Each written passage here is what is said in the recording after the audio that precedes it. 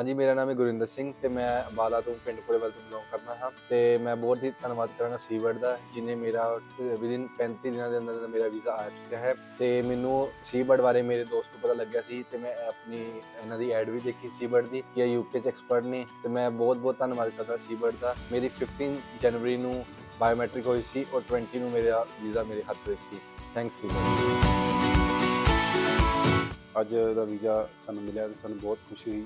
Thanks to Seabird because Seabird जो commitment करते हैं अपने टाइम टू पहला ही अपनी वो कमिटमेंट पूरी करते हैं और सानू सीबर्ड बारे साडे एक है रिलेटिव है सुखपाल वीर जी उन्होंने दस्सिया सीगा कि पहला असीं बहुत निराश सीगे कि साडे बेटे की रिफ्यूजल भी आई सी 2 बार तो उन्होंने सानू पूरी तसल्ली दी कि सीबर्ड तुसीं चलो और तुहाडा टाइम ਕੰਮ ਜਿਹੜਾ ਨਾ ਪੂਰੇ ਟਾਈਮ 'ਤੇ ਹੋਏਗਾ। ਫਿਰ ਅਸੀਂ ਗਏ ਉੱਥੇ ਇਕਬਾਲ ਸਰ ਔਰ ਅਮਰਜੀਤ ਸਰ ਨੂੰ ਮਿਲੇ ਔਰ ਵਾਕਈ ਹੀ ਟਾਈਮ ਟੂ ਟਾਈਮ ਕੰਮ ਹੋਇਆ ਸਾਡਾ। ਅਸੀਂ ਬਹੁਤ ਧੰਨਵਾਦੀ ਹਾਂ ਸੀਬਰਡ ਦੇ ਔਰ ਅਸੀਂ ਸਾਰਿਆਂ ਨੂੰ ਰეკਮੈਂਡ ਕਰਦੇ ਹਾਂ ਕਿ ਅਗਰ ਤੁਸੀਂ ਆਪਣੇ ਬੱਚੇ ਨੂੰ ਬਾਹਰ ਭੇਜਣਾ ਚਾਹੁੰਦੇ ਤੇ ਤੁਸੀਂ ਸਿਰਫ ਔਰ ਸਿਰਫ ਸੀਬਰਡ ਹੀ ਜਾਓ। Thanks to Seabird. ਆਪਾਂ ਸੀਬਰਡ ਦਾ ਬਹੁਤ ਧੰਨਵਾਦ ਕਰਨੇ ਆ ਜਿਨ੍ਹਾਂ ਨੇ ਬੱਚੇ ਗੁਰਵਿੰਦਰ ਸਿੰਘ ਦਾ ਯਾਨੀ ਕਿ ਵੀਜ਼ਾ ਤਕਰੀਬਨ 35 ਡੇਜ਼ ਦੇ ਅੰਦਰ ਯਾਨੀ ਕਿ 14 ਦਸੰਬਰ ਤੋਂ ਲੈ ਕੇ ਤਕਰੀਬਨ ਇੰਨੀ ਫਾਸਟ ਯਾਨੀ ਕਿ ਕਾਰਵਾਈ ਸੀ ਕਿ ਅਸੀਂ ਯਕੀਨ ਨਹੀਂ ਕਰ ਸਕਦੇ 35 ਡੇਜ਼ ਦੇ ਅੰਦਰ ਯਾਨੀ ਕਿ ਸਾਨੂੰ ਵੀਜ਼ਾ ਪ੍ਰੋਵਾਈਡ ਕਰ ਛੱਡਿਆ। ਸੋ ਅਸੀਂ ਬਹੁਤ ਜ਼ਿਆਦਾ ਧੰਨਵਾਦ ਕਰਨੇ ਆ ਔਰ ਪੇਮੈਂਟ ਵੀ ਸਭ ਤੋਂ ਬਾਅਦ ਯਾਨੀ ਕਿ ਇਸ ਕਰਕੇ ਅਸੀਂ ਸੀਬਰਡ ਦਾ ਬਹੁਤ ਧੰਨਵਾਦ ਕਰਦੇ ਹਾਂ। ਥੈਂਕ ਯੂ ਸੀਬਰਡ ਜੀ ਕਾ ਖਾਲਸਾ ਵਾਹਿਗੁਰੂ ਜੀ ਕੀ ਫਤਿਹ।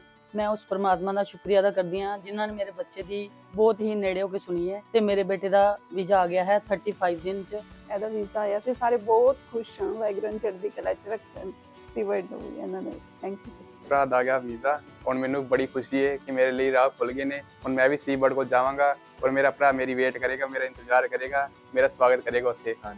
Thanks to ਸੀਬਰਡ।